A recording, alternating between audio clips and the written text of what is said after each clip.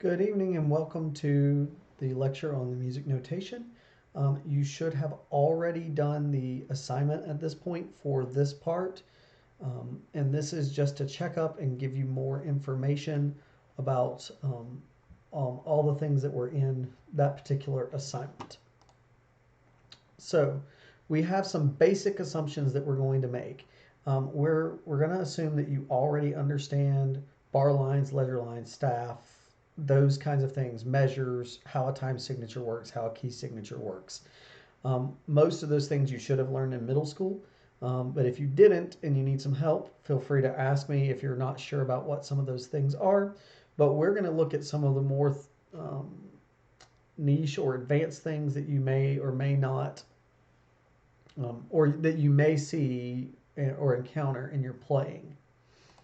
So the purpose is familiarize ourselves with the less common elements. Some of the terms you may recognize, but you may not know how to perform it or exactly what it is called. So we're going to go through all those terms that were in your assignment. So we're going to start with the tenor clef. Outside of what we know with the treble and the bass clef that most people know and understand, there are two other main clefs. There are some other clefs as well, but the two other main ones are the alto and the tenor clef. The tenor clef and the alto clef, both of them fall between the treble and the bass clef. And it makes the fourth line of the staff a middle C. So if you're in bass clef, you usually a middle C would be the first ledger line. If you're in treble clef, the middle C would be at the bottom. In tenor clef, the middle C is this line. So this note's a C, that the space above it is a D, space above that is an E, and then etc. going down. This is actually pretty common in string instruments for cello and double bass. The double bass usually sounds an octave lower if they're reading something in the treble clef. However, a lot of solos and things that are written for trombone, euphonium, they may see the treble clef. Musical scores may also use, I'm sorry, not the treble clef, the tenor clef. They may also see the tenor clef in there too. Alto clef is basically the exact same thing, except the third line of the staff now becomes middle C. So clarinets can technically play a lot of things in the alto clef. Some trumpet parts can be played in alto clef. You're not going to see them very often, but sometimes they can be written that way. And in this case, the third line of the staff becomes the C and then goes up and down from there. It's, again, very uncommon in wind instruments. The alto clef is also sometimes called the countertenor clef. And that's because a long time ago, it used to be that the all singing was done by males. We're talking, hundreds of years ago. And males that could sing the higher notes, males that sing lower would be called tenors, and males that could sing higher in the alto or up to the soprano range would be called, they would not be called altos, they call them the countertenor. So sometimes you see the alto clef referred to as the countertenor clef. A bracket connects two instrument groups together. This is really only super helpful when you're reading a score, because often they will bracket like all the woodwinds together, or they'll bracket all the brass together, all the percussion together, so that you can glance and quickly reference where you're at in the score. A bracket is a little bit different than a piano. Like if you see a grand staff on piano, I didn't pull one up, it's actually curved all the way through. And that's usually called a brace when it just groups two instruments or two clefs, a treble clef and a bass clef in the same instrument. So a bracket is really useful for score reading. However, it's useful to know if you ever have to look at a score. So now we're getting into some of the symbols that will show up in music. The first one is we're going to talk about a double sharp. Double sharps and double flats exist. A double sharp looks like an X beside a note. It indicates that the note is supposed to be a half or 2 half steps higher than originally written. You're usually going to find double sharps in sharp keys. You're not going to find a double sharp in a flat key too often. And the reason why double sharps exist instead of just a natural, it's often melodic, and it used to indicate like that melodically a note is being raised and not lowered. Also, sometimes it can be simpler to read and easier to understand. So, for example, in what's here, this is easier to read, and it's functionally, it raises the F sharp to an F double sharp. This is the same exact pitches, but it's a little harder to read, and it functionally lowers the G down instead of raising the F. And sometimes when composers are writing, they'll do that because they're using a specific chord that maybe uses a raised, a raised A, B, C, D, E, F sixth of the scale for whatever reason. So they might raise the sixth of the scale in the melodic line as well. The same is going to apply to the double flats.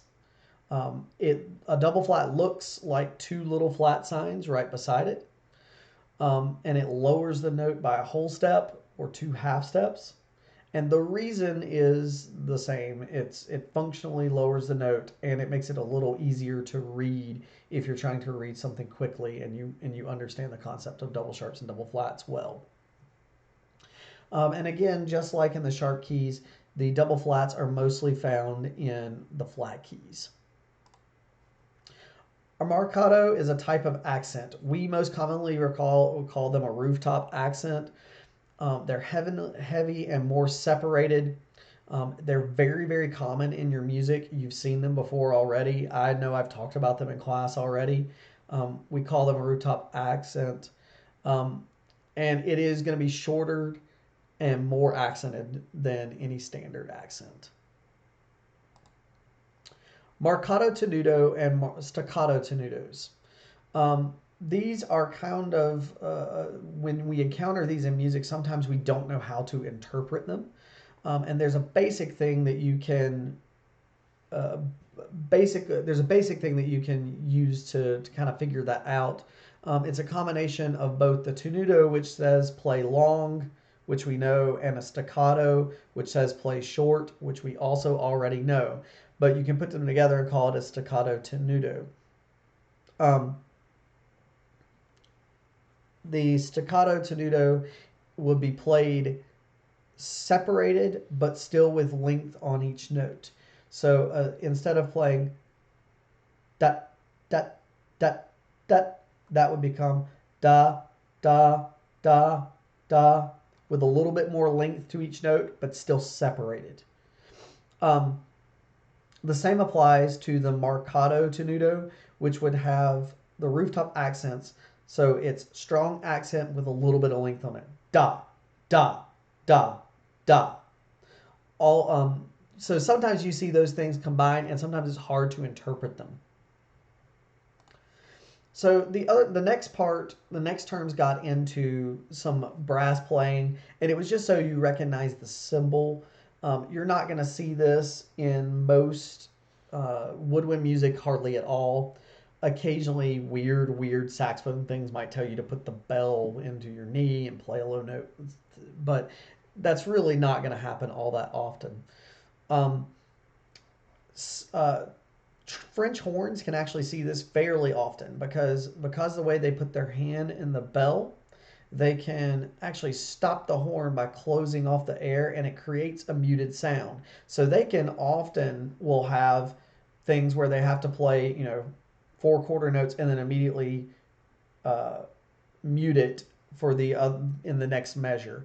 Trumpets and others would have to apply a mute to their instrument, but a circle indicates that the note should be played open without a mute. And then if if there's a plus sign, it usually means muted or stopped. Typically what's going to happen is they would put it one at the beginning, and then everything until it gives you the next symbol would be played with with either open or the mute depending. So for what this means is this open sign would actually work for all four of those notes. The mute sign would work for all four of those notes. French horns see it all the time, other brass instruments not quite as much. So we're going to get into the ornaments. Ornaments are basically symbols that indicate you are to add other notes to it in a set pattern. There's hundreds of types of ornaments, and we're going to go over the kind of four most common ones. Well, I guess six if you count falls and glissandos. And these things will actually show up in your music, in some of your all county music and all district music. These ornaments will show up. There are hundreds more, but these are kind of the most common ones. So we're going to talk about a turn. It's most common in the woodwinds and strings and piano. It has a very specific pattern that it follows, and it follows the pattern of it's going to go play the note, go up a step, back to the note, down a step, and then back up.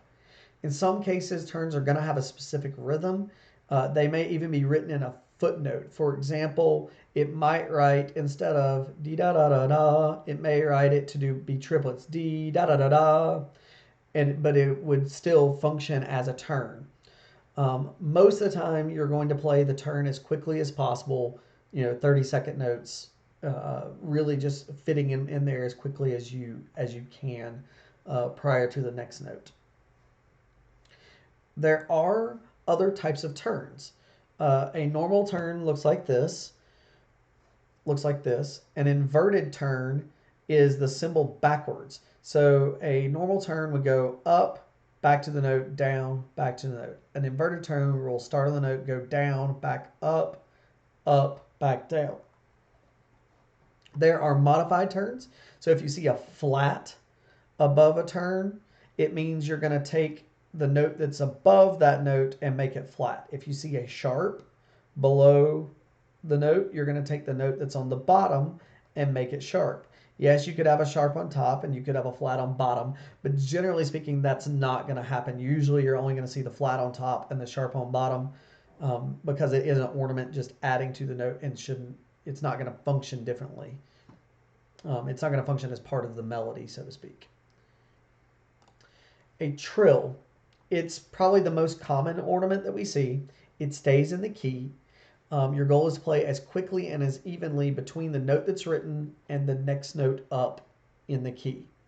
So it's written F and then G to F as quickly as possible is what should be played. Yes, you can have a trill with a flat above it or a trill with a sharp, and that will tell you to make the next note that you play, the other note that played as part of the trill, either flat or sharp, depending. A mordant. It's a common element in instrumental playing. It stays in the key unless ever otherwise noted. It can be altered by adding a sharp or a flat, just like a trill or a turn. Certain instruments are going to have trill keys that make playing mordants and trills easily. Not all of them can, but it can be inverted as well. And that symbol is here. So a normal mordant goes from the note up a note and back down. An inverted mordant goes from the note down a note and back up. Grace notes. Grace notes come in a lot of forms. They're all going to be small notes that come right before a principal note or a main note. Usually they're going to be a step below or a step above. And the goal is to play them as close as possible to the principal note. They're also the most flexible ornament because you can write many small notes in there. So if you look at this, these are all examples of actual grace notes that show up. They can be written in different rhythms, and it does not have to be stepwise like most of the other ornaments are.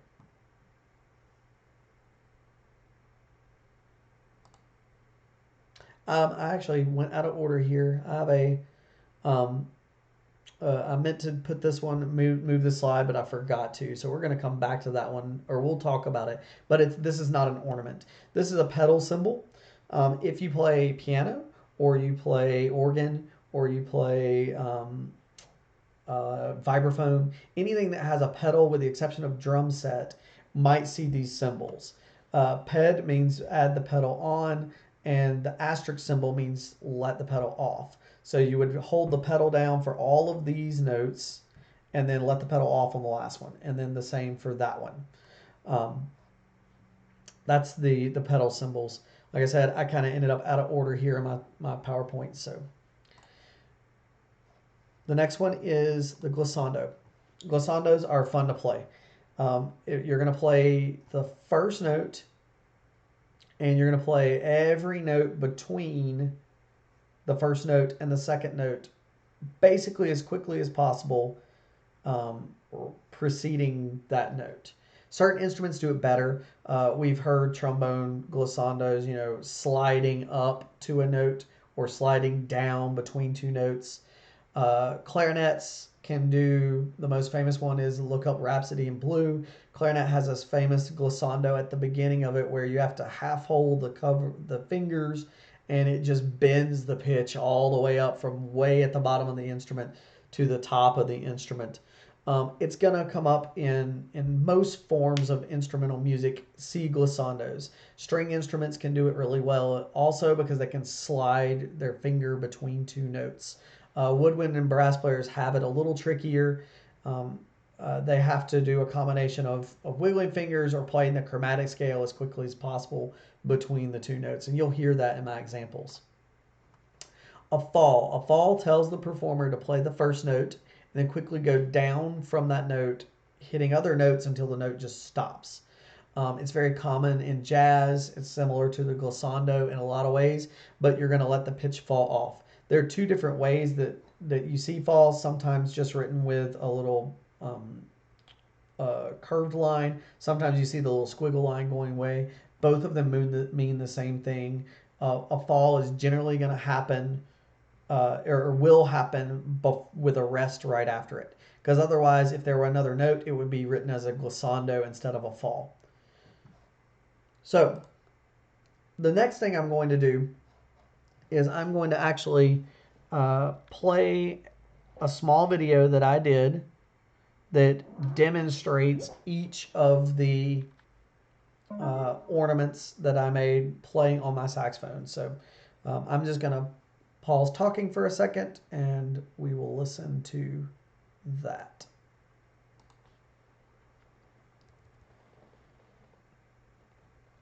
Okay, so I'm going to play through each of talked about so far. I put both the turn and the inverted turn, the trill, the mordent, and the inverted mordent, 4 different types of grace notes, a fall, and a glissando. So you can hear what all of those sound like together. So a turn, remember, goes from the note, up a note, back down to the note, down a note, and back up, all within the same key. So slowly, the turn that is written there, the first one, is G, A, G, F sharp, G. However, at tempo, it sounds like this.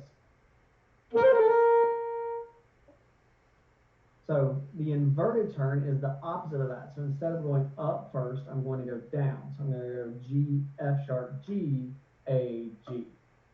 So the inverted turn sounds like this. So again, a turn and an inverted turn. The next one on there is a trill. A trill, remember, goes from the note up a step in the key as fast as possible for as long as the note lasts.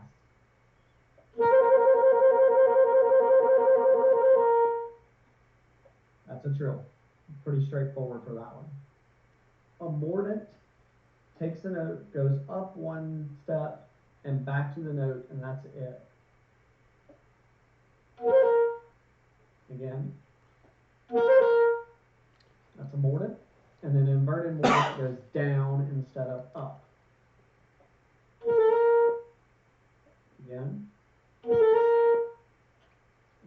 I put 4 different types of grace notes on the video or on the music. Grace notes can come from above or below.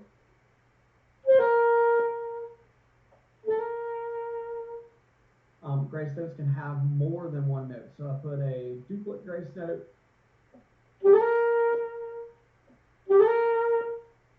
I also put a triplet grace note.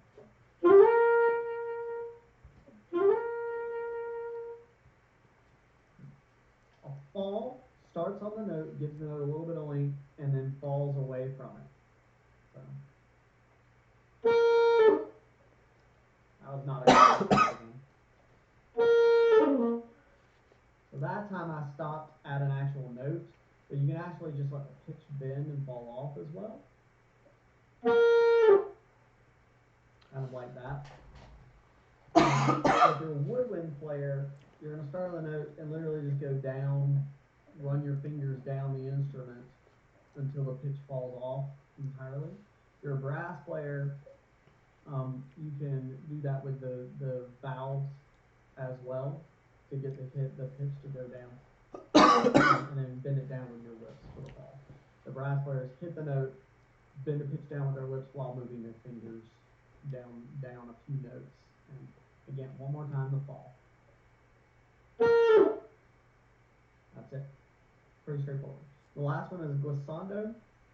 Glissando starts on one note and then runs all the notes in between that note and the next note as quickly as possible through them.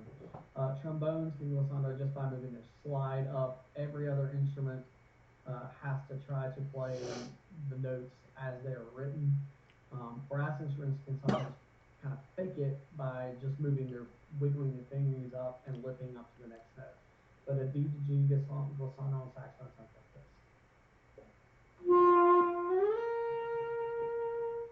One more time.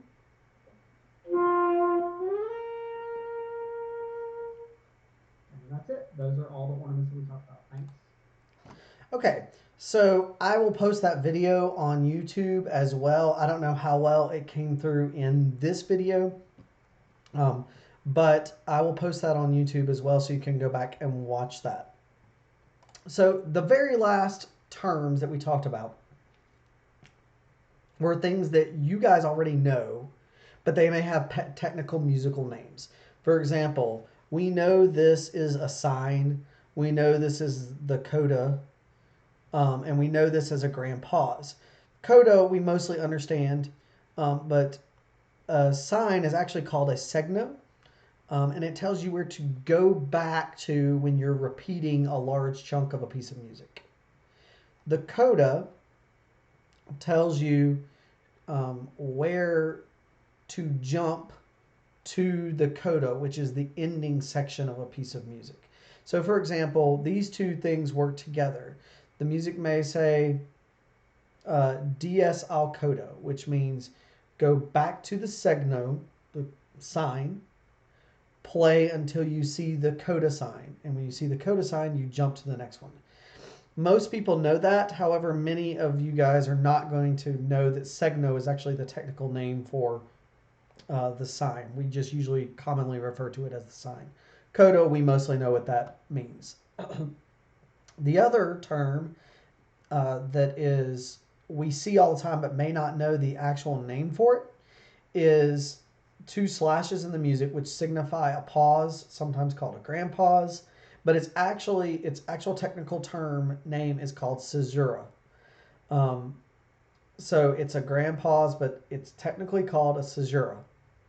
So anyways, that is everything, all the notation terms that you had to define. Hopefully this gave you a little bit more insight into how they're used and where they fit. And I'm looking forward to seeing you guys as soon as I can. Hope that your I hope that your online learning is working as best it can for you in this tough time. So thank you and have a great night.